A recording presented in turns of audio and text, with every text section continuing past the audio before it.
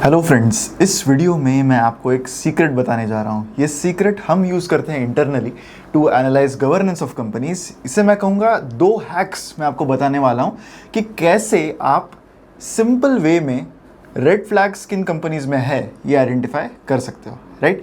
हाल ही में गवर्नेंस पर खासी नज़र मार्केट की है जब से राजेश एक्सपोर्ट्स के बारे में मार्केट को पता चला है। सेबी ने अपने रिपोर्ट में काफ़ी सारे डिफिशिएंसीज राजेश एक्सपोर्ट्स के जो फाइनेंशियल्स है उसमें बताए थे। तो इसके बाद I thought that it is a very good time कि मैं आपके साथ 2 ऐसे सीक्रेट शेयर करता हूँ जो हमारी टीम इनफैक्ट जब भी हम एनालिसिस करते हैं तो वी ऑलवेज टेक केयर कि हम ये 2 चीज़ें तो डेफिनेटली देखें from a forensic analysis point of view और from a governance point of view, right.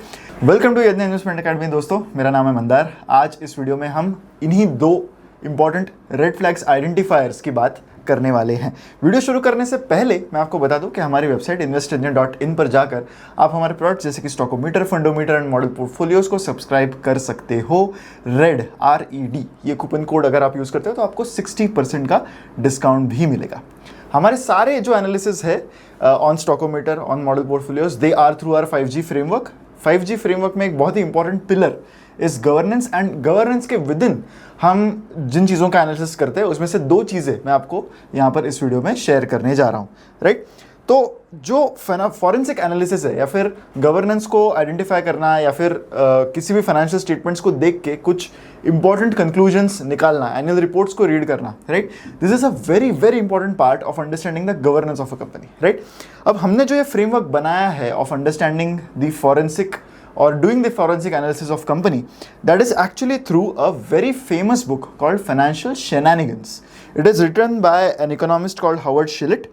I would really recommend कि अगर आपको अकाउंटिंग रिलेटेड चीज़ों में या फिर कैसे फाइनेंशियल शेनानिगन्स बहुत सारे कंपनीज करते हैं इसके बारे में अगर आपको दिलचस्पी है तो ज़रूर इस बुक को पढ़िएगा, राइट। इस बुक में वो सारे एरियाज़ और मोटिवेशंस काफ़ी अच्छे से हाईलाइट हुए हैं जिसको यूज़ करके बेसिकली बहुत सारे कंपनीज अपने बुक्स जो है वो मैनिपुलेट करते हैं एंड कन्वीनियंटली एक ऑप्शन ऐसा चूज़ करते हैं which is more beneficial for them. It is not necessarily a book जो ये बताता है कि मटेरियल मिस स्टेटमेंट या फिर फाइनेंशियल स्टेटमेंट्स को कैसे फैब्रिकेट करते हैं, बट कई बार अकाउंटिंग और फाइनेंशियल स्टेटमेंट्स के प्रेजेंटेशन में कुछ ग्रे एरियाज होते हैं जिनको बहुत सारे कंपनीज एक्सप्लॉइट करते हैं ताकि वो चीज़ें जो है ना वो बेटर तरीके से दिखा पाए एंड इन्वेस्टर्स को बेटर कन्विंस कर पाए। तो चलिए हम पहले बढ़ते हैं ये समझने के लिए कि ये जो 2 हैक्स जिसकी बात मैं कर रहा था उसमें से पहला हैक क्या है, right. The first is cash flow to EBITDA ratio. एक सिंपल सा रेशियो है क्योंकि क्या है कि हमें ये चीज़ समझनी है कि जब भी हम किसी भी कंपनी के फाइनेंशियल स्टेटमेंट्स देखते हैं, आप उसकी प्रॉफिटेबिलिटी देखते हैं तो वो बुक प्रॉफिट्स है, यानी वो फाइनेंशियल स्टेटमेंट्स में लाए गए प्रॉफिट्स है which are as per the accounting rules. What is more important? Cash flow is more important, क्योंकि कैश फ्लो ये बताता है आपको कि जो बुक प्रॉफिट्स है वो एक्चुअली कैश में ट्रांसलेट हो रहे हैं या नहीं, राइट। बहुत सारे वेज से आपको अकाउंटिंग प्रॉफिट को फैब्रिकेट करना इजी हो सकता है, लेकिन कैश फ्लोस को फैब्रिकेट आप कैसे करोगे, right. That is the reason why cash flow has such a huge importance in financial analysis और एनालाइजिंग फॉर इन्वेस्टमेंट्स। तो इसका एक बहुत ही सिंपल सा पैरामीटर हमने बनाया है which we use in house to analyse a lot of companies. तो कैश फ्लो फ्रॉम ऑपरेशंस जो है, कैश फ्लो फ्रॉम ऑपरेशंस अलग से दिखाए जाते हैं, एनुअल रिपोर्ट में भी आपको मिल जाएंगे, किसी भी फाइनेंशियल स्टेटमेंट्स में मिल जाएंगे आपको जो कंपनी डिक्लेयर करती है। तो कैश फ्लो फ्रॉम ऑपरेशंस जो है they should be between 80 to 120% of EBITDA। EBITDA is the book profit. यहाँ पर हम EBITDA माइनस टैक्सेस लेते हैं ताकि हम एप्पल्स टू एप्पल्स कंपैरिजन करें, क्योंकि कैश फ्लो फ्रॉम ऑपरेशंस में हम इवेंचुअली जो टैक्सेस कंपनी ने भरे हैं वो माइनस करते हैं, तो हमने EBITDA में से भी टैक्सेस माइनस करने चाहिए ताकि एक सिमिलर लेवल पर कंपैरिजन हो सके।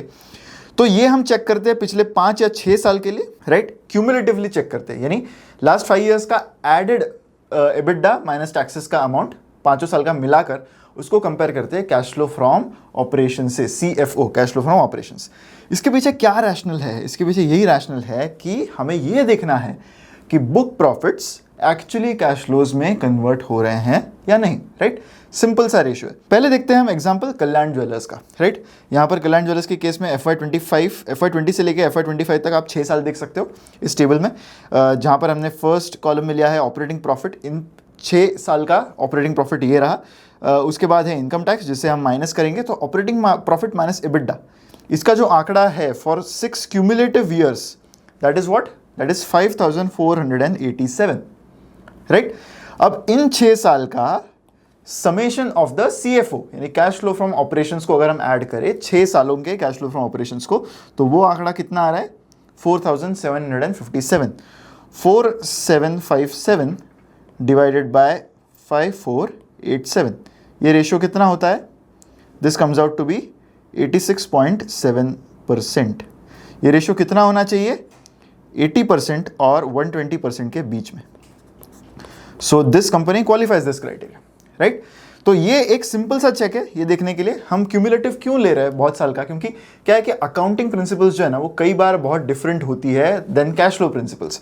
तो इट इज़ नेसेसरी कि हम एक लॉन्गर पीरियड ऑफ टाइम ले, ताकि कोई भी जो वन ऑफ्स है जो किसी ईयर में, किसी एक साल में जो है वो एनोमली आई हो, तो वो हम एलिमिनेट कर पाएँ, राइट। तो ये था एक सिंपल सा रेशियो जिससे हम ये एनालाइज कर सकते हैं। One important caveat here is कि बहुत बार ये इस रेशियो का जो यूसेज है that depends from company to company and industry to industry. अब बैंकिंग या एनबीएफसी कंपनीज के लिए ये रेशियो बिल्कुल भी काम का नहीं है, because it is not a cash flow oriented business, right.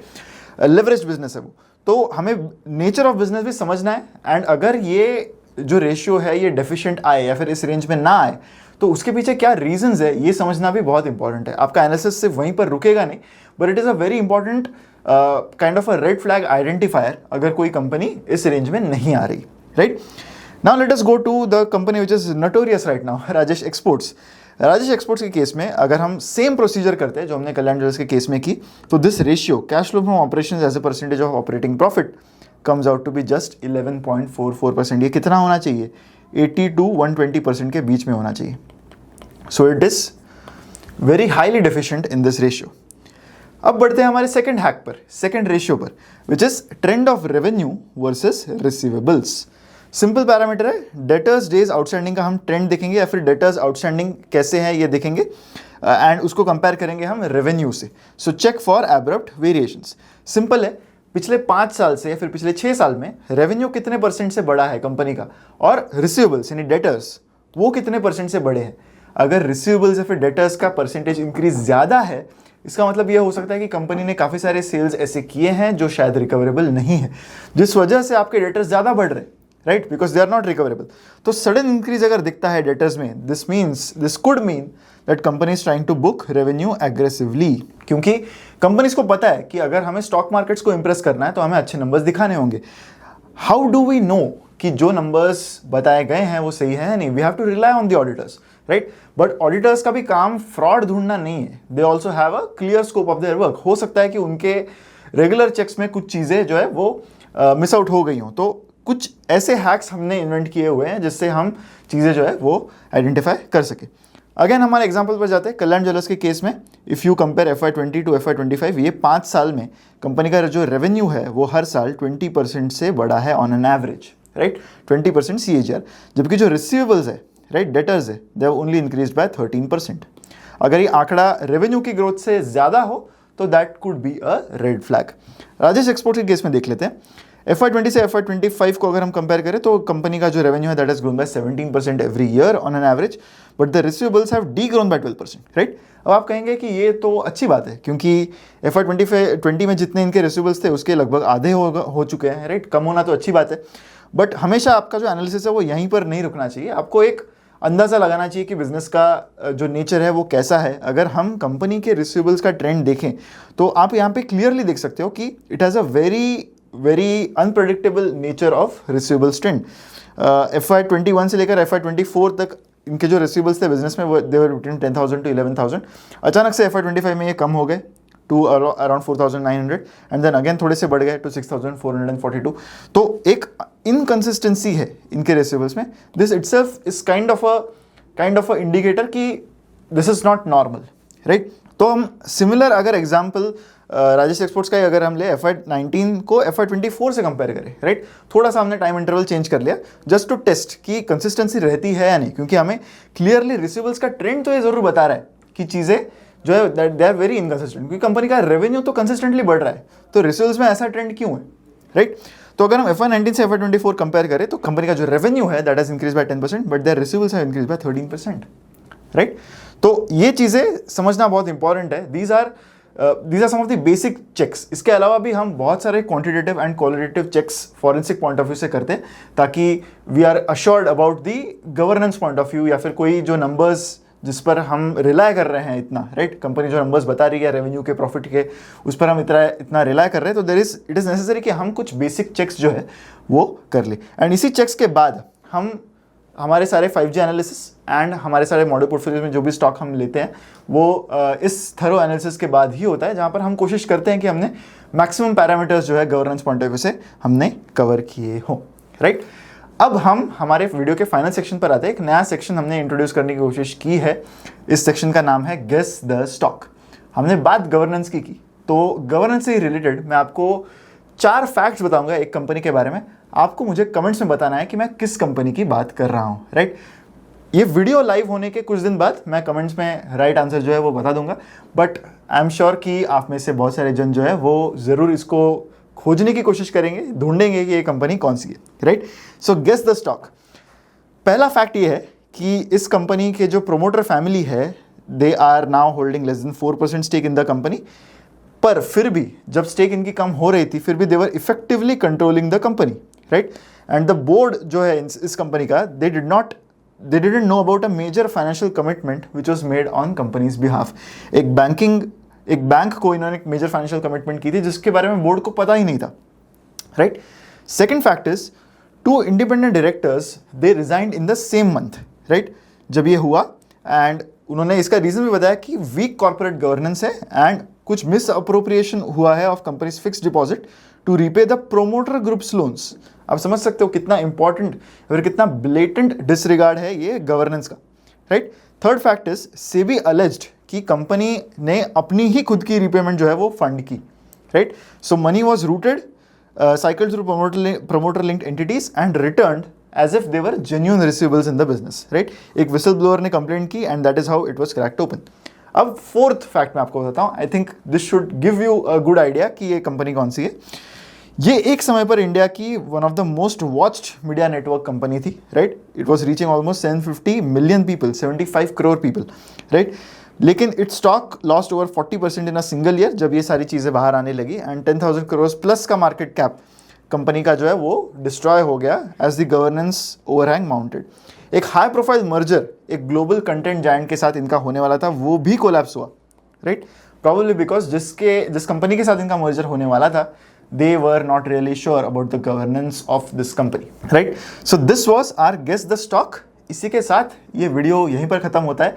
हमने इस वीडियो में आपको ये बताने की कोशिश की कि कैसे हम 2 सिंपल हैक्स यूज़ करते हैं। इसके अलावा भी हमारे बहुत सारे क्वांटिटेटिव एंड क्वालिटेटिव फैक्टर्स हैं जो हम यूज़ करते हैं for our internal governance check.